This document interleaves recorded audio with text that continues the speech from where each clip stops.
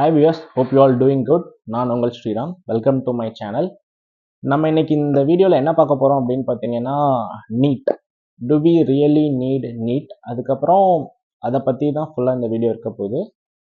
So TN people ஏன் எஸ்பெஷலாக ரொம்ப அப்போஸ் பண்ணுறாங்கன்றதையும் நம்ம இந்த வீடியோவில் பார்ப்போம். ஃபர்ஸ்ட் ஆஃப் ஆல் நீட்டுன்ற எக்ஸாம் வந்து யூஜிக்கு மட்டும் இல்லை, it's for both UG as well as for PG. So என்னை பொறுத்தவரையில் நீட் யூஜியை பற்றி கூட பேசுறதுக்கு நிறைய பேர் இருக்காங்க. பட் நீட் பிஜி ரீசெண்ட் டைம்ஸில் அவங்க நிறைய சஃபர் ஆகியிருக்காங்கன்றதை பற்றி பேசுறதுக்கு வெரி ஃபியூ பீப்புள். பட் நம்ம இந்த வீடியோவில் அவங்களையும் பற்றி கண்டிப்பாக கவர் பண்ண போகிறோம். ஃபர்ஸ்ட் நீட் யூஜி, அவங்க வந்து அந்த ஸ்டூடெண்ட்ஸ்லாம் வந்து பார்த்தீங்க அப்படின்னா ஸ்கூல் ஸ்டூடெண்ட்ஸ். அவங்க ஸ்கூலில் இருந்து ப்ரொஃபஷ்னல் கோர்சஸ்க்கு வந்து ட்ரான்ஸ்ஃபர் ஆக இருக்கிற ஒரு கேண்டிடேட்ஸ். ஸோ ஃபஸ்ட்டு ஒரு பெரிய ஒரு டஃப்பான ஒரு பாயிண்ட்டு, ரொம்ப கஷ்டமான ஒரு விஷயம் என்னன்னு பார்த்தீங்கன்னா, நம்மளுக்கு different types of state education, state boards இருக்குது இந்தியாவில். சிபிஎஸ்சின்னு சொல்லிட்டு ஓவராலாக ஒரு சென்ட்ரல் போர்டு எஜுகேஷன் இருக்குது. அதை தாண்டி அதுக்கப்புறம் நிறைய ஐசிஎஸ் அந்த மாதிரி நிறையா இருக்குது எக்ஸாம்பிள்ஸ். ஏன்னா இந்த நீட் வந்து purely based on NCERT syllabus, அதாவது சிபிஎஸ்சி சிலபஸ். பட் இவங்க ஸ்டேட்ல இருக்கிற பீப்புள் வந்து அது உங்களுக்கு இந்த நீட்டு கூட கோப்பப் பண்ண முடியாம இருக்கிறதுக்கு முக்கியமான காரணமே இந்த சிலபஸ் தான். என்டையர்லி டிஃப்ரெண்டான்னு கேட்டிங்கன்னா அப்படி சொல்ல முடியாது. But it is little bit more advanced CBSE syllabus. So இதை இவங்களால கோப்பப் பண்ண முடியலன்றது தான் வந்து ஃபர்ஸ்ட் பாயிண்ட் அவங்க சொல்றது. It's a valid point.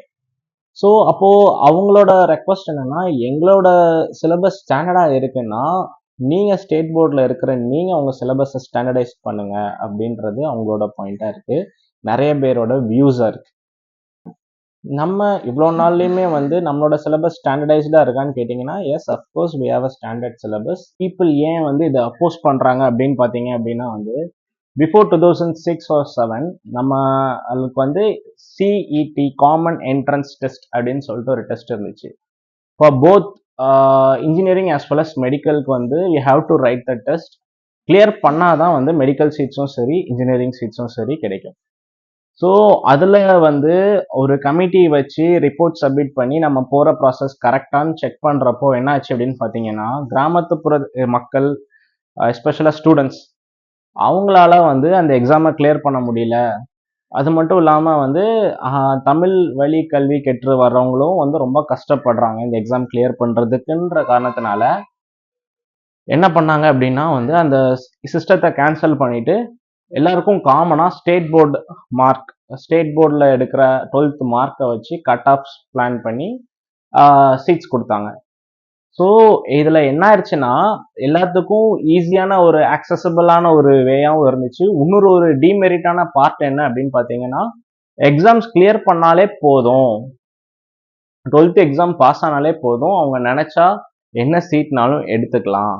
இது வந்து டொனேஷன் கொடுத்து ஒரு 50 lakhs கொடுத்து என்னால் மெடிக்கல் சீட் வாங்க முடியும் அப்படின்னா எடுத்துக்கலாம். ஆனால் எக்ஸாம் க்ரைட்டீரியா என்னன்னு பார்த்தீங்கன்னா 12th பாஸ் ஆயிருந்தால் போதுன்ற மாதிரி வந்துருச்சு. ஸோ இதனால என்ன ஆகுதுன்னா, அவங்க வந்து வீட்டில் ஃபோர்ஸ் பண்ணியோ சில ஸ்டூடெண்ட்ஸ்க்கு இன்ட்ரெஸ்டே இல்லாமல் இருப்பாங்க. அவங்கள வந்து அவங்களோட அப்பா அம்மா ஃபோர்ஸ் பண்ணி ரூபா கொடுத்து சேர்த்து விட்டு மெடிக்கல் சீட்ஸ் அவங்களால அங்கே கோப்பப் பண்ண முடியாமல் வந்து பாதி பேர் டிஸ்கன்டினியூ பண்ணி இந்த மாதிரி நிறைய இஷ்யூஸ் போயிட்டு இருந்ததுனால அப்போது there must be some restrictions for the professional course like மெடிக்கல்னு சொல்லிட்டு தான் அவங்க என்ன கொண்டு வந்தாங்க அப்படின்னு பார்த்தீங்கன்னா நீட்டை பொறுத்த வரையில வந்து இந்தியாவில் மெடிக்கல்ஸ் படிக்கணும்னா கண்டிப்பாக நீட் பாஸ் பண்ணியிருக்கணும். நீட் பாஸ் பண்ணாமல் அவங்களால இந்தியாவில் கண்டிப்பாக மெடிக்கல்ஸ் படிக்கவே முடியாது. ஸோ இது ஒரு நல்ல சிஸ்டமானு கேட்டிங்கன்னா கண்டிப்பாக நல்ல சிஸ்டம் தான். நெக்ஸ்ட் ஒரு விஷயம் என்னன்னு பார்த்தீங்கன்னா சீட் ஷேரிங். இப்போது தமிழ்நாட்டில் வந்து பார்த்தீங்கன்னா இந்தியாவிலேயே அதிகமான மெடிக்கல் காலேஜஸ் வந்து தமிழ்நாட்டில் தான் இருக்குது. ஸோ இங்கே இருக்கிற பீப்புள் என்ன சொல்கிறாங்க, என்னோட ரைட்ஸ் அது ஆக்சுவலாக எஜுகேஷன் அது வந்து ஸ்டேட் லிஸ்ட்டில் இருந்தது, இப்போ நீங்கள் கன்கரண்ட் லிஸ்ட்டுக்கு வந்து அமெண்ட் பண்ணி மாற்றி வச்சதுனால நீங்கள் நீட் கொண்டு வந்துட்டீங்க, இது வந்து என்டையராக செல்லாது. நான் என்னோட டேக்ஸ் பேயர்ஸ் மணியில் இருந்து 50% ஸ்பெண்ட் பண்ணி நான் மெடிக்கல் காலேஜஸ் ஓப்பன் பண்ணியிருக்கேன், இதில் எப்படி நீங்கள் வந்து எல்லா ஸ்டேட் பீப்புளையும் ஷேர் பண்ணலாம் என்னோட சீட்லன்னு சொல்கிறாங்க. பட் ஆக்சுவலாக பார்த்தீங்க அப்படின்னா வந்து 85% வந்து தமிழ் பீப்புளுக்கு கிடைக்கும், 15% வந்து பார்த்தீங்கன்னா அதர் ஸ்டேட் பீப்புளுக்கு கிடைக்கும் சீட்ஸ். நம்ம ஆல் இந்தியா லெவல்ல அப்படின்னா எடுத்துக்கலாம். அது அதர் ஸ்டேட் பீப்புள்னு கூட சொல்லக்கூடாது. 15% வந்து ஒரு காலேஜ்லயுமே ஆல் இந்தியா லெவல்ல கவுன்சிலிங்ல இருக்கிறவங்களுக்கு கிடைக்கும். சப்போஸ் ஒரு டிஎன் கேண்டிடேட் ஆல் இந்தியா லெவல்ல ஒரு ஸ்கோர் பண்ணியிருக்காரு அப்படின்னா, அந்த ஆல் இந்தியா கவுன்சிலிங்ல அவங்களுக்கு சீட் போட்டாலே அவங்களால தமிழ்நாட்டில் கூட சீட் எடுக்க முடியும். அவங்க வந்து ஸ்டேட் கவுன்சிலிங்லேயே வர வேணாம். ஸோ ஆப்வியஸா அந்த 85க்குள்ள மற்ற ஸ்டேட்ல உள்ளவங்க வர முடியாது. நேட்டிவிட்டி சர்டிஃபிகேட் தமிழ்நாட்டில் இந்த தமிழ்நாட்டு ஸ்டேட்ல இருந்து நேட்டிவிட்டி சர்டிஃபிகேட் இருக்கிறவங்க மட்டும்தான் 85%க்குள்ள வர முடியும். ஸோ ஆப்வியஸா இது ஒரு நல்ல சிஸ்டம் தான் இந்த ஒரு வேலை பார்க்குறப்போ. நெக்ஸ்ட் வந்து பார்த்தீங்க அப்படின்னா நீட் பிஜி. அவங்கெல்லாம் ஆக்சுவலாக சொல்லணும்னா they are doctors, they are our pride actually. But அவங்க அவ்வளோ சஃபர் ஆகுறாங்கன்றத வந்து ஏற்றுக்கவே முடியாது யாராலையும். ஃபர்ஸ்ட் ஆஃப் ஆல் அந்த நீட் நோட்டிஃபிகேஷன் பிஜிக்கு வந்து வர வேண்டியது வந்து ரொம்ப லேட்டாக வந்துச்சு. அதுக்கப்புறம் அந்த எக்ஸாம் டேட்டை போஸ்ட்பான் பண்ணி 2 மந்த்ஸ் 3 மந்த்ஸ்ன்னு வெயிட் பண்ணி கடைசியில் இப்போ ரீசெண்டாக ஒரு டேட் அனௌன்ஸ் பண்ணி கண்டக்ட் பண்ணுறதுக்கு ரெடி ஆயிட்டாங்க. சென்டர்ஸுமே பார்த்தீங்கன்னா அவங்க ஆக்சுவலாக அவங்க இப்போ இருக்கிறாங்கன்னா ஒரு 2 டிஸ்ட்ரிக்ட் தள்ளி. ஃபார் எக்ஸாம்பிள் என்னோட ஃப்ரெண்டெல்லாம் வந்து சென்னையில் இருக்காங்க அப்படின்னா அவங்களுக்கு சென்டர் போட்டது கோயம்புத்தூரில். அரியலூரில் இருக்காங்கன்னா அவங்களுக்கு சென்டர் போட்டிருக்கிறது திருநெல்வேலியில். அந்த மாதிரி தான் சென்டர்ஸ் போட்டிருந்தாங்க.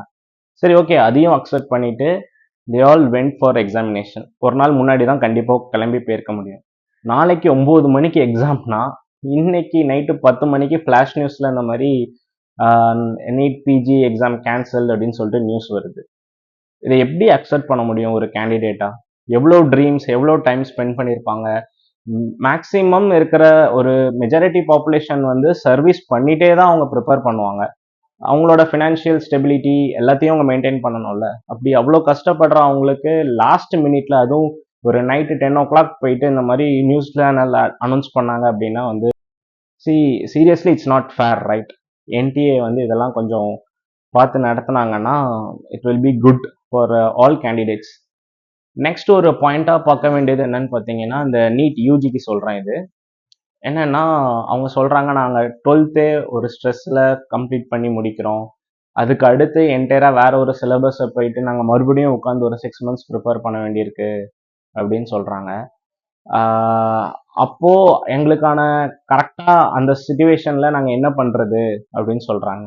ஓகே, ஃபைன், கரெக்டான ஒரு பாயிண்ட் தான். ரொம்ப ஸ்ட்ரெஸ் இருக்க தான் செய்யும். இன்னும் இதோட இன்னொரு ஒரு பாயிண்ட் இருக்கு. என்னன்னு பார்த்தீங்கன்னா, இந்த ரிப்பீட்டர்ஸ் பேட்ச், நீட் யூஜிக்கு சொல்கிறேன். இது ரிப்பீட்டர்ஸ் பேட்ச். அவங்க இப்போ ஒரு ஃபேமிலி, ஒரு வெல் டு டூ ஃபேமிலியாக இருக்கிறவங்க வந்து தான் பையன் 12th முடிச்சோடனையும் பொண்ணு 12th முடிச்சோடனையும் ஒரு 2 வருஷமோ இல்லை 3 வருஷமோ ஒரு கோச்சிங் சென்டரில் ரிப்பீட்டட் பேட்சுக்கு அலோவ் பண்ணி எக்ஸாம் கிளியர் பண்ண வைக்க முடியும். பட் ஒரு மிடில் கிளாஸோ ஒரு மிடில் கிளாஸ்ல இருக்கிற ஒரு பையனோ இல்லை ஒரு பொண்ணோ அந்த ரிஸ்க் எடுப்பாங்களான்னு கேட்டிங்கன்னா கண்டிப்பாக எடுக்க மாட்டாங்க. பட் ரீசெண்டாக வந்த ஹைகோர்ட் ரிட்டையர்ட் ஜஸ்டிஸ் கொடுத்த ஒரு கமிஷன் ரிப்போர்ட்டில் என்ன சொல்லியிருக்காங்கன்னா, ரிப்பீட்டர்ஸ் பேட்சில் இருந்து நீட் கிளியர் பண்ணுறவங்களோட பர்சன்டேஜ் 71%. ஆப்வியஸாக இதுலேருந்து என்ன தெரியுது அப்படின்னு பார்த்தீங்கன்னா, ரிப்பீட்டர்ஸ் பேட்ச் கிளியர் பண்ணுறவங்க வந்து அதிகமாக இருக்காங்க. ஸோ இது எல்லா ஃபேமிலிக்கும் செட் ஆகுமா? எஸ்பெஷலாக வந்து மிடில் கிளாஸில் இருக்கிறவங்களுக்கு செட் ஆகுமான்னு பார்த்தீங்கன்னா கண்டிப்பாக கிடையாது. எந்த வீட்லையுமே மறுபடியும் ஃபெயில் ஆனால் பரவாயில்லப்பா நீ ஃபுல் டைமாக படின்னு யாரும் சொல்லவே மாட்டாங்க. ஸோ அது வந்து ஒரு பெரிய டிமெரிட்டாக நான் பார்க்குறேன் நீட் யூஜிக்கு. டு த பாயிண்ட் நான் என்ன சொல்ல விரும்புகிறேன் அப்படின்னா, ஒரு விஷயம் நம்ம ஒரு ஸ்கீமோ ஒரு சிஸ்டம் கொண்டு வரோம் அப்படின்னா என்னைக்குமே டிமெரிட்ஸ் வந்து மெரிட்ஸோட ஓவர்டேக் பண்ணவே கூடாது. அப்படி பண்ணிருச்சுன்னா அந்த சிஸ்டமே it's a big question mark. அந்த சிஸ்டமே கொஸ்டின் மார்க்காக மாறிடும், ரைட்? ஸோ இங்கேயும் அதே மாதிரி தான். நீட்டை பற்றின உங்களோட கருத்து என்ன அப்படின்றத வந்து கமெண்ட் செக்ஷனில் சொல்லுங்கள். இல்லை இதை பற்றி இன்னும் டீட்டெயில்டாக வீடியோஸ் பண்ணுங்க அப்படின்னா கண்டிப்பாக இது ஒரு சென்சிட்டிவான கண்டென்ட்ன்றனால இன்னொரு வீடியோ கூட இன்னும் டீட்டெயில்டாக நம்ம எக்ஸ்பிளைன் பண்ணுவோம். So yes, that's it. வாழ்க தமிழ், வளர்க தமிழ்நாடு. ஜெய் ஹிந்த். தேங்க்யூ.